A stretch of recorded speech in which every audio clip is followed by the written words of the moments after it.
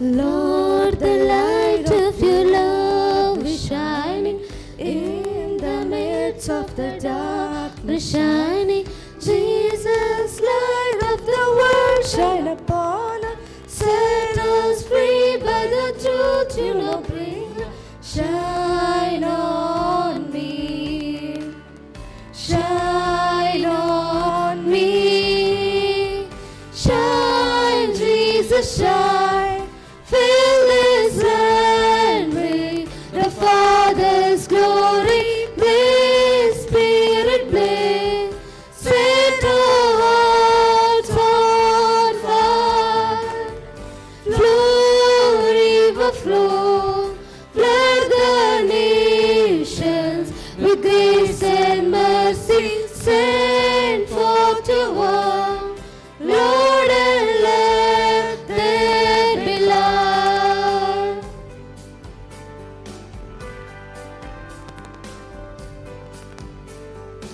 Lord, I came to your awesome presence.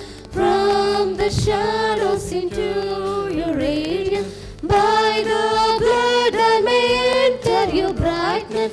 Search me, try me, consume all my darkness. Shine on me. Shine on me. Shine, Jesus, shine. Fill this land with the Father's glory. Blaze, Spirit, blaze. Set our hearts on fire. Flow, river, flow. Flood the nations with grace and mercy. Send forth your word, Lord, and let there be light.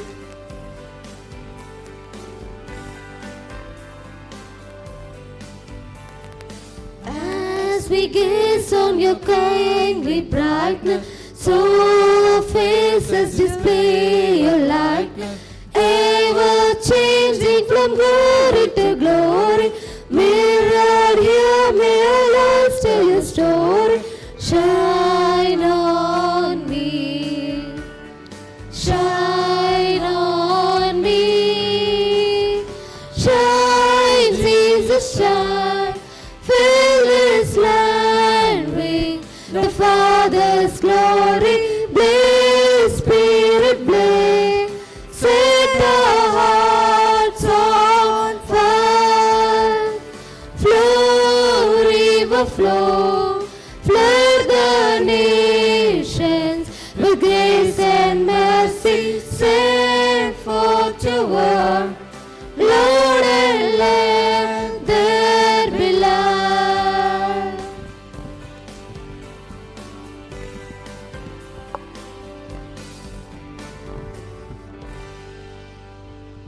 జీవాధిపతి నీ పాదాలకెంతో వందనాలు. ఈ పరిశుద్ధ దినం నీ దివ్యమైన సన్నిధానంలో ఉన్నావు తండ్రి. నీవు మాతో మాట్లాడే దేవుడు. అల్పుడను నన్ను దాచిపెట్టి మీరు మాట్లాడండి. నా నోటి మాటలు నా హృదయ ధ్యానము నీ దృష్టికి అంగీకారముగా ఉండునట్లు సహాయం చేయండి. నీ వాక్యమును విరిచి మాకు పంచండి. నీ వాక్యానికి లోబడే భాగ్యం మాకు దయచేయండి. నీ వాక్యం మమ్మల్ని కడుగుతూ ఉండగా మా డాగులన్నీ పోయే రీతిగా, పరలోకానికి మేము ప్రవేశించడానికి అర్హత పొందే రీతిగా మా జీవితాన్ని మలుచుమని. ఇది తాత్కాలికమైన యాత్రకాలం. శాశ్వత కాలం మీలో జీవించడానికి నీ వాక్యామృతాన్ని మాకు జీవితానికి ప్రోక్షించమని క్రీస్తు పేర వేడుకొంటున్నాము తండ్రి. ఆమేన్. ప్రియమైన సహోదరి సహోదరులారా, బిడ్డలారా, చదవబడిన భాగం యోహాను సువార్త. ఈ యోహాను సువార్త మనం చదువుతూ ఉన్నప్పుడు యోహాను సువార్త చాలా విశిష్టమైన సువార్త. రాసిన భక్తుడు ఆధ్యాత్మికంగా చాలా ఎదిగిన దైవజనుడు, దేవుని యొక్క అపోస్తలుడు, దేవుని యొక్క చేతి పని. ఆయనంత విశిష్టమైన శిష్యులు ఆ 12 మందిలో లేరు. అంత విశిష్టమైన శిష్యుడు. కారణం ఏమిటి? ఆయన యొక్క విశిష్ట కారణం ఏంటి? ఒకవేళ నీవు నేను కూడా దేవునికి ఇష్టమైన వారముగా ఉండాలి అంటే అసలు ఏం చేశాడు యోహాను? ఎందుకు ఆయన అంతగా ఎక్కువగా ప్రేమించాడు? ఆయన రాతలో ఒక ప్రత్యేకమైన రాత్ర చూసారు. ఆయన యోహాను రాసిన పత్రికను చూస్తే ఆధ్యాత్మికంగా ఆ పత్రిక చాలా ఔన్నత్యమైన స్థితిలో ఉంది. ఆయన ప్రారంభమే అంటాడు, ఆది అందు వాక్యం ఉండెను, వాక్యము దేవుని యొద్ద ఉండెను, వాక్యము దేవుడై ఉండెను, ఆ వాక్యం శరీరధారి అయి కృప సత్య. చూసారా, అదంతా ఆ భాగమంతా కూడా కొన్ని మాటల్లోనే కలిపేశాడు. అంత మహోన్నతమైన దైవ వాక్య ప్రబోధకుడు ఆయన. కారణం ఏంటంటే మనం కూడా అలా ఉండాలి అనుకుంటే ఆయనలో ఉన్న విశిష్టత మనం తెలుసుకోవాలి. ఫస్ట్ కారణం, ఆయన దేవునికి సమీపముగా ఉండాలని కోరుకునేవాడు. యేసుక్రీస్తు ఎక్కడైనా కూర్చుంటే ఆయన స్థానం ఏంటంటే ఆయన రొమ్మున ఆనుకొని ఉండేవాడు. దేవుని దగ్గరగా ఉండాలని ఆశించేవాడు. చాలామంది దేవునికి దూరంగా ఉండాలా, పనులు చేయాలా. సైతాన్ పనులు చేస్తారు కానీ ఇంకేం పనులు చేస్తారు వాళ్ళ చేత కాదు. దేవునికి సమీపంగా ఉండాలని ఆశించేవాడు. ఇంకా ఆయనలో ఉండే ఇంకొక పెద్ద పని ఏందంటే శిలువ దగ్గర అందరూ పరిగెత్తుకొని వెళ్ళిపోయారు. ఎవరు లేరు, శిష్యులందరూ 11 మంది వెళ్ళిపోయారు.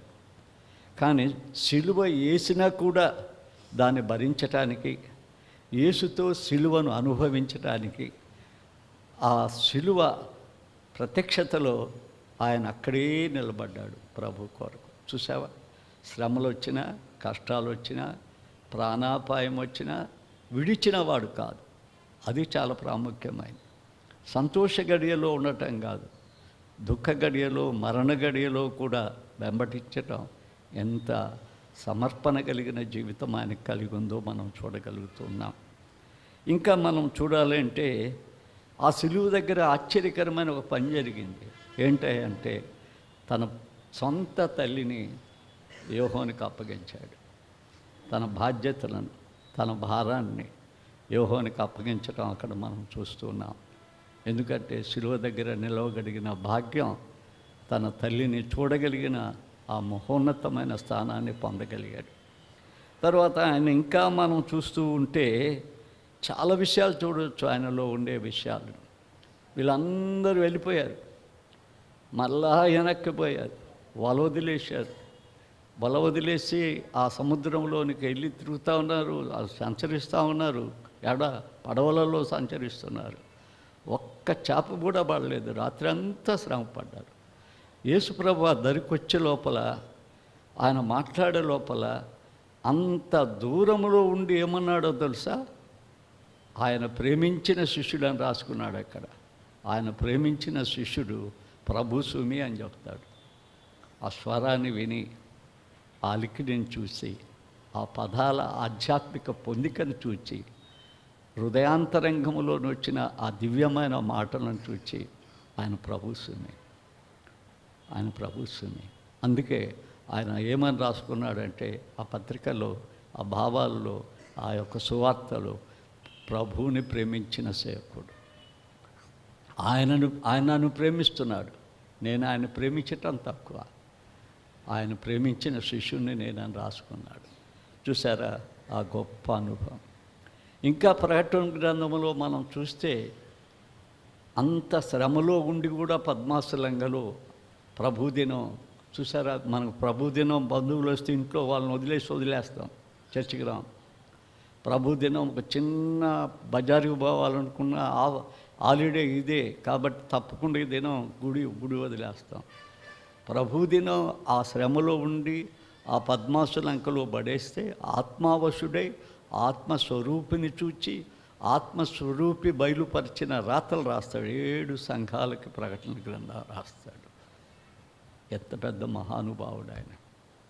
ఆ శ్రమలలో కూడా రాయగలగటం ఆశ్చర్యకరం. ఇంకా ఏముంది అంటే భూలోకంలో నుండి పరలోకాన్ని చూస్తాడు. ప్రకటన గ్రంథం చదివితే అనేకసార్లు పైకెత్తబడతాడు, అనేకసార్లు పరలోక సత్యాలు రాస్తాడు, అనేకసార్లు రాబోయే దినాల్లో జరిగే చరిత్ర అంతా ఒక్క ప్రకటన గ్రంథమే మనకు ప్రవచన గ్రంథం కొత్త నిబంధనలో యేసు ప్రభు రాకడను గురించి రాయగలిగిన మహోన్నతమైన స్థానాన్ని పొందగలిగాడు. ఎవరైనా దేవుడికి పక్షపాతం లేదు, ఎవరైనా దేవుడికి సమీపంగా వస్తే వారిని కూడా అంత బాగా వాడుకుంటాడు ఆయన. ఆఖరికి తెలుసా ఆయన గురించి విన్నావా? ఆయనకు విద్య ఉందా? ఎక్కడన్నా బీటెక్ చేశాడా? ఎక్కడన్నా డీడీ చేశాడా? కనీసం ఇప్పుడు కొనుక్కుంటున్నారు డీడీలు, డాక్టరేట్లు, బీడీలు అన్ని టీవీలో కొనుక్కుంటున్నారు. ఇప్పుడు ప్రవక్తల పాఠశాలలు వచ్చేసాయి. పాత నిబంధన గ్రంథములో ఎలీషా కాలంలో వచ్చిన పాత పద్ధతులు మళ్ళా వాక్యం లేకుండా, వాక్యం చెప్పకుండా డిగ్రీలను తీసుకునే బ్రతుకు మళ్ళా బతుకుతున్నారు. ఎంత చక్కగా కొనుక్కుంటున్నారో వాటిని, ఎంత చక్కగా కొనుక్కుంటున్నారు. బీడీ ఎంత కష్టమో, కానీ చాలా 3,000 పెడితే బీడీ వచ్చేస్తుంది. ఇప్పుడు 3,000 పెడితేనే బీడీ వచ్చేస్తుంది. అంత దిగజారిన బ్రతుకులో మనం ఉంటుండగా ఆయన ఏం చదవలేదు. జాలరి చేపలు పట్టేవాడు. ఆ చేపలు పట్టేవాడు అంత పెద్ద గ్రంథాలు రాశాడంటే అది ఎవరు రాయించాడు? ప్రభువు ఆయన చేత రాయించాడు. ఆ మహోన్నతమైన వ్యక్తి మన జీవితంలో ఒక మాదిరిగా, యేసు మనకు మాదిరి, మనం కూడా అలాంటి సేవ చేయాలన్న తపన మనకుంటే ఎంతో ఆశీర్వాదదాయకం. ఇక ఈ భాగానికి వద్దాం. మనం చదవబడ్డ భాగాన్ని చూస్తే ఏ భాగం చదివామంటే యోహాను సువార్త 21వ అధ్యాయంలో తీసుకున్నాం. 3 నుంచి 7 వరకు చదివినాం. ఈ భాగంలో పేతురు మళ్ళీ వెనక్కి వెళ్ళిపోతున్నాడు. పేతురు యొక్క జీవితం అంతా తటస్థ జీవితం. యేసుతో చాలా ప్రమాణాలు చేస్తాడు, యేసుతో చాలా సందిగ్ధంగా ఉంటాడు. యేసును వదిలిపెట్టి వెళ్ళిపోయాడు. ఏ వల అయితే వదలమన్నాడో, ఏ వల అయితే వదిలాడో ఆ వలను మళ్ళా పట్టుకొని జానడు కడుపు కోసం మళ్ళా గలిలయ సముద్రంలో చేపలు పట్టడానికి వెళ్ళాడు. ఆయనతో పాటు 6, అందరు కలిసి 6 ఆ రాత్రి అంతా శ్రమ పడ్డారు. ఇక్కడ మనందరం నేర్చుకునే పాఠాలు ఉన్నాయి. మొదటి పాఠం ఏంటంటే వారు పతనం చెందటానికి, విఫలుడవటానికి, ఏమి దొరకపోవటానికి, నిరాశలో నిస్పృహలో మునిగిపోవటానికి కారణం ఏంటో తెలుసా? ప్రభు వారితో లేడు. ప్రభు లేకుండా పోయాడు వాళ్ళతో. నీ జీవితం కూడా, నా జీవితం కూడా అదే. ప్రభు మనతో లేకుంటే, ప్రభు మన గృహంలో లేకుంటే, ప్రభువు మన సంఘంలో లేకుంటే, ప్రభువుకు మనం ఇవ్వవలసిన స్థానం ఇవ్వకపోతే మన బ్రతుకులు కూడా అలాంటి బతుకులే. ఎన్ని డబ్బులున్నా, ఎంత ధనమున్నా, నిరాశ కుటుంబం, నిర్జీవ సంఘం, నిష్ప్రయోజనమైన మనుషులం. డబ్బు ఉండొచ్చు, ధనం ఉండొచ్చు, కోట్లు ఉండొచ్చు, కానీ దానివల్ల ఉపయోగం ఏంటి? నిరాశ, నిస్పృహే మిగిలేది. దానిలో ఏం మిగలదు. ఆయన ఉంటే చాలు. ఆ ఒక్క ప్రభు ఉంటే ఆశ్చర్యకరుడు ఆయన ఉండటం. ఆయన లేనందువలన ఒక్క చేప కూడా ఆయన పట్టలేకపోయాడు, నిష్ప్రయోజనం అయిపోయారు. ఆయన ఉంటే ఎంత మేలో తెలుసా? ఒకసారి మనం ఒక ఇంట్లో మాట్లాడాను. మార్కు సువార్త 2వ అధ్యాయంలో ఆ 2వ వచనం చూస్తే, కపెర్నహూము అనే ఆ ఇంటిలో యేసుప్రభు ఉన్నాడంట. ఆ ఇంట్లో యేసుప్రభు ఉన్నాడని తెలిస్తే ఆ ఊరంతా యేసుప్రభు దగ్గరికి వచ్చిందంట. చూసారా? యేసుప్రభు ఉన్న ఇల్లు ఎంత కలకలలాడిందో, ఆ ఇల్లు ఎంత సంతోషభరితంగా ఉందో, ఆ ఇంటిలో ఎంత ప్రేమధారలు గుమ్మరించబడ్డాయో, ఆ ఇంట్లో ఎంత ఆశ్చర్యకార్యాలు చేయబడ్డాయో. యేసు అద్భుతాలు చేశాడు, ఆశ్చర్యాలు చేశాడు. ఆ గృహంలో ఉండే ప్రేమ కూడా ఎంత పెద్ద ప్రేమో తెలుసా? కాటికి చాపుకున్న ఒక మనిషిని, పక్షవాతము కలిగిన రోగిని వారు మంచం మీద పోసుకొచ్చి పంపడానికి వీలు లేకపోతే ఆ ఇంటి కప్పును ఊడదీసి యేసు ప్రభు దగ్గరికి తీసుకొచ్చారు. అతడు యేసు సెలవీయంగానే వారి విశ్వాసాన్ని చూచి లేచి పరిపెత్తుకొని పరిగెత్తగలిగాడు. ఎంత ఆశ్చర్యం! యేసు ఉంటే ఎంత ఆశ్చర్యం. లూకా సువార్త 5వ అధ్యాయము 5వ వచనం చూడండి. ఒక చక్కని మాట అంటాడు. ఏమంటాడంటే, ఏలినవాడా రాత్రంతా మేము ప్రయాసపడితే కానీ మాకేమీ దొరకలేదు. అయినా ఏమంటాడు, అయినా నీ మాట చొప్పున వల వేయుచున్నాం. విస్తారంగా పడిపోయినాయి. వారు ఆ వలను లాగలేకపోయారు. ఆ విస్తారంగా పడటం వలన, వల నిండిపోవటం వలన వారు ఏం చేశారంటే, గట్టుకొచ్చిన తర్వాత ఆ వలలన్నిటిని విడిచిపెట్టి, తనకున్నవన్నిటిని విడిచిపెట్టి వారు యేసుని వెంబడించారు. అది అసలు ప్రారంభ జీవితం వాళ్ళది. వల వదిలేశారు. ఆ చేపలు ఏం చేశారో తెలీదు. వాటన్నిటిని వదిలివేసి యేసుని వెంబడించారు. అలాంటి వారు ఈనాడు ఏం జరిగింది జీవితంలో అంటే, యేసు వారితో లేడు, యేసు వారితో రాని లేదు. యేసు రాని ప్రయాణం, యేసుని పిలువని ప్రయాణం, యేసుని దగ్గర ఉంచుకోని జీవితం, యేసు లేని జీవితం. ఒకవేళ యేసు లేకుండా నీవు మందిరానికి వచ్చినా, నేను మందిరానికి వచ్చినా దండగాది. యేసు లేకుండా, యేసుని తీసుకొని రాకుండా, మాతో యేసు ఉన్నాడు ఇక్కడ అనే భయం లేకుండా మందిరంలో కూర్చున్నా కూడా సాతాను సంబంధం అవుతాం. యేసు మనతో ఉండాలి, ఆయన మనతో ఉండాలి. అది మన జీవితంలో చాలా ప్రాముఖ్యమైనది. అమ్మాయి మార్గంలో యేసు వారితో ఉన్నందువలన జరిగిన పని ఏంటో తెలుసా? ఆయన మాట్లాడుతూ ఉంటే వారి హృదయాల్లో మంట మండింది. వారి పాపపు నేత్రాలన్నీ రాలిపోయాయి. యేసును వారు గుర్తుపట్టారు. మన పాప నేత్రాలన్నీ కూడా పోతాయి. యేసును మనం గుర్తుపట్టగలుగుతాం. అది యేసు వారితో లేడు. ఈనాడు మనం పరీక్షించుకుందాం, యేసు మనతో ఉన్నాడా? యేసును వదిలి వచ్చేసామా? వాళ్ళలాగా మనం యేసును వదిలి వచ్చేసామా? ఒక్కసారి మన జీవితంలో మనం పరీక్షించుకోవాల్సిన వారమై ఉన్నాం. రెండవ తప్పు, వారు చేసిన ఇంకొక తప్పు ఉంది. ఏంటంటే, ఇప్పుడు యేసు వాళ్ళకి నాయకుడు కాదు. యేసు వాళ్ళ నాయకుడు కాదు. ఎవరు వాళ్ళకి నాయకుడో తెలుసా? బొంకినవాడు, యేసును వదిలినవాడు వాళ్ళకి నాయకుడు. చూద్దామా? బైబిల్ చూసి మనం నేర్చుకుందాం. 3వ అధ్యాయం, యోహాను సువార్త 21, 3వ అధ్యాయం మనం చూస్తే, సీమోను పేతురు, నేను చేపలు పట్టుటకు కొందునని వారితో అనగా, వారు మేము నీతో కూడా వచ్చేద్దామనేది. వారు వెళ్ళి ఎవరితో పోయారు? వాళ్ళ నాయకుడు ఎవరు? పేతురు. యేసు వారికి నాయకుడు కాదు, యేసు వాడికి నాయకుడు కాదు. ఈనాడు చాలామంది జీవితాల్లో యేసు నాయకుడు కాదు. ఈనాడు చాలామంది చాలా చర్చిలు వస్తున్నాయి. ఆ చాలా చర్చిలలో యేసు నాయకుడు కాదు, కాపరే నాయకుడు, ఆయనే యాజకుడు. యేసు నాయకుడు చేసుకోవటం లేదు. యేసు నాయకుడు చేసుకోవాలంటే వల వదలాల. సువార్త అందరు చెప్పొచ్చు. రక్షించబడ్డ ప్రతి వ్యక్తి స్వరక్షణాంతరం పరరక్షణ వేషణ కోసం దేవుని గురించి సాక్ష్యం ఇవ్వచ్చు, సువార్తిగా చెప్పొచ్చు. ఒక నాయకుడిగా, ఒక కాపరిగా ఉండాలి అనుకుంటే ఏం చేయాలంటే యేసువాడై ఉండాలా, యేసు కొరకు వల వదలాలా, యేసుతో ఉండాలా. ఆ రెండు పనులు ఈ దినాల్లో లేవు.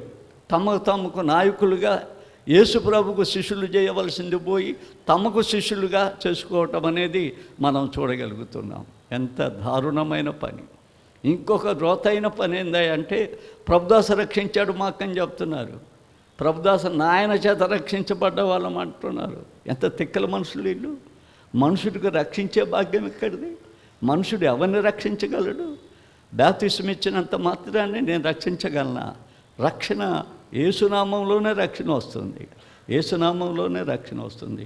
ఇందాక చదివాము ఒక కీర్తన చూడండి, 146వ కీర్తన 3వ వచనం చూడండి. రాజుల చేతనైనను నరుల చేతనైనను ఏమనుంది అక్కడ? రక్షణ కలుగదు. ఎట్లా చెప్తున్నాను? ప్రభుదాస్ నాయన దక్షించాడు, ఒక పాస్టర్ గారు నాయన పేరేట్ చెప్తున్నాను. బుద్ధి ఉందా?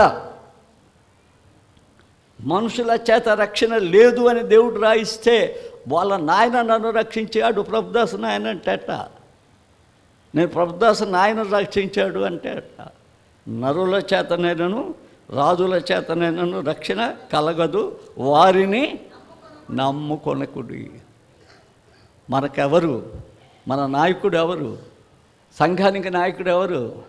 సంఘానికి నాయకుడు యేసు, ఆయన శిరస్సు. మన ఇంటికి నాయకుడు ఎవరు? యేసుక్రీస్తు ప్రభు. ఈనాళ్ళు ఇండ్లు ఎందుకు చెడిపోతున్నాయి?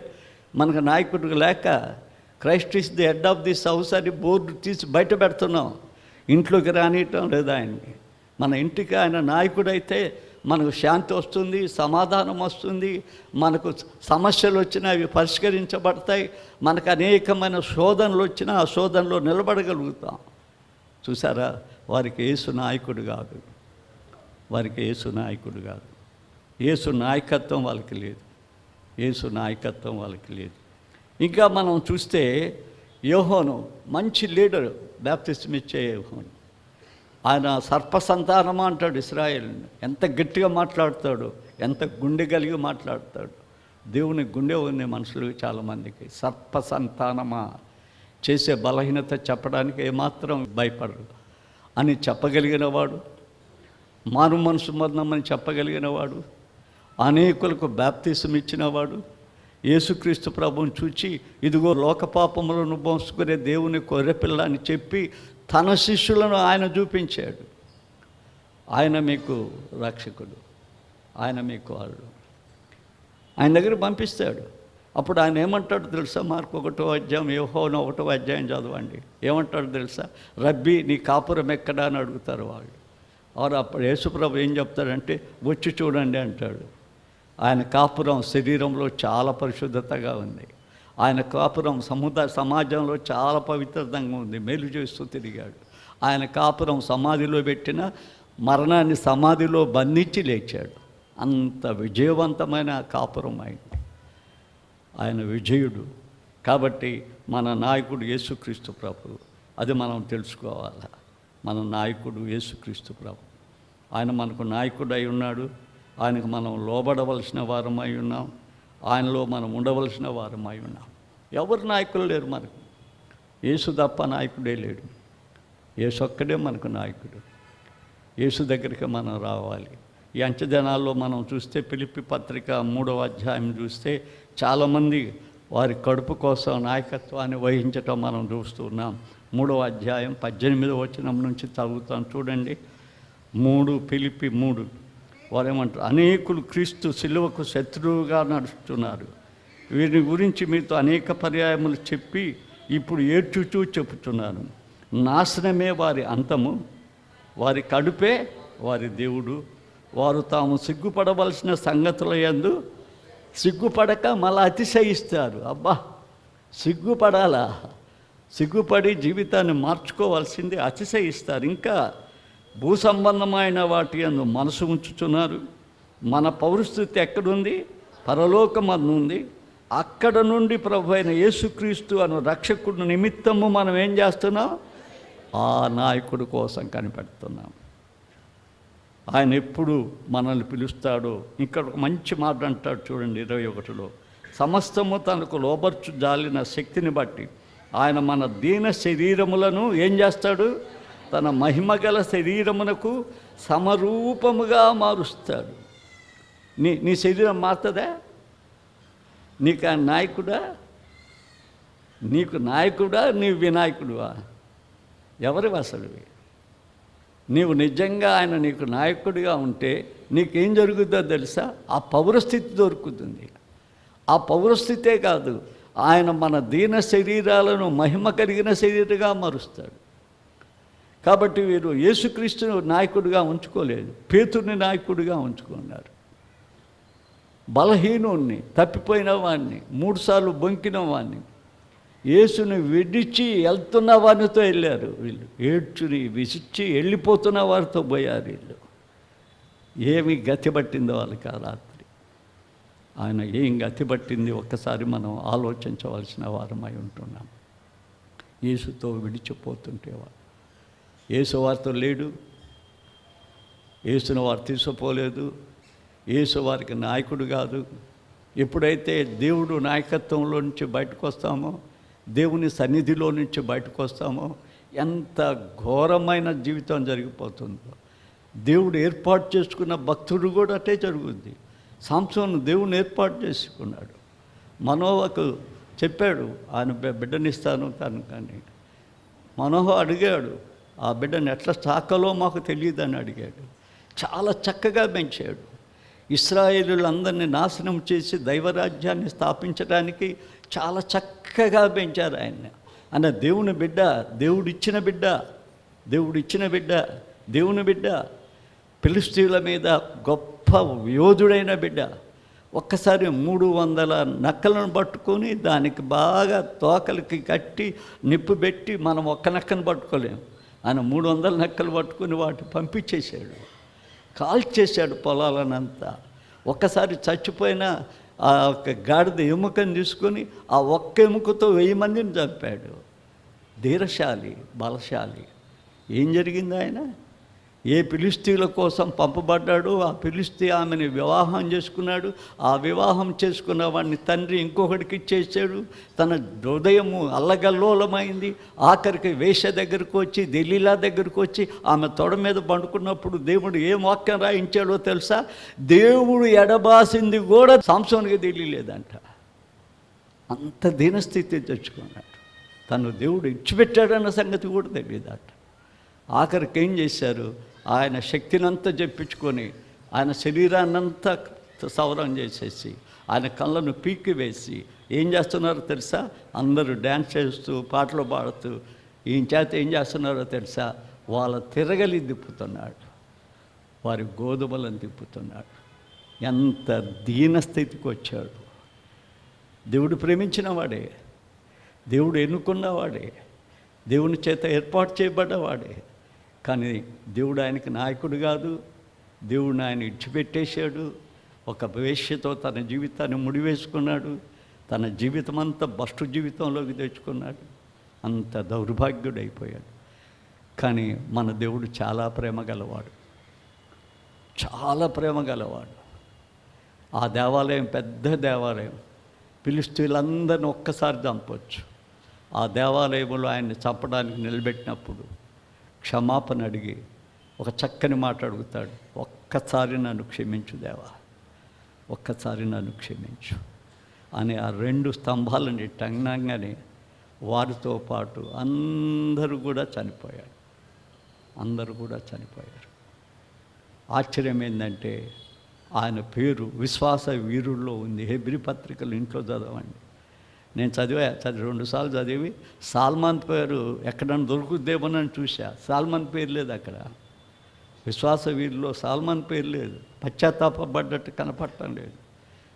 సాంసోన్ పేరు ఉంది విశ్వాసుల జీవితం. ఆయన చాలా జాలి గలవాడు. ఈనాడు నువ్వు జాలిగా ఆయన దగ్గరికి రాగలిగితే ఎంత జాలి గలవాడు. ఇంత ద్రోహం చేసి వెళ్ళిపోయారు. ఆయన వదిలి వెళ్ళిపోయారు. ఆయన నాయకుడు కాకుండా వెళ్ళిపోయారు. ఆయన ఒక మనుషుని నాయకుని చేసుకుని వెళ్ళిపోయారు. ఇంత చేసినా ఆయన ఎంత ప్రేమ గలవాడో తెలుసా? ఇంకా సూర్యోదయం కావస్తుంది అన్నప్పటికీ ఆ సముద్రం దగ్గరికి వచ్చి ఆయన ప్రేమ మారలా. మనుషుడు తాను మారిపోతాడు కానీ దేవుడు మారడు. పిల్లలారా, మీ దగ్గర ఆహారం ఏమన్నా ఉందా? భోజనం ఏమన్నా ఉందా? ఎంత మంచి మాట మాట్లాడాడు. మనమైతే ద్రోహులు మనిపోం, కానీ ఆయన వచ్చాడు. వచ్చి పిల్లలారా మీ దగ్గర ఏమైనా ఆహారం ఉందా?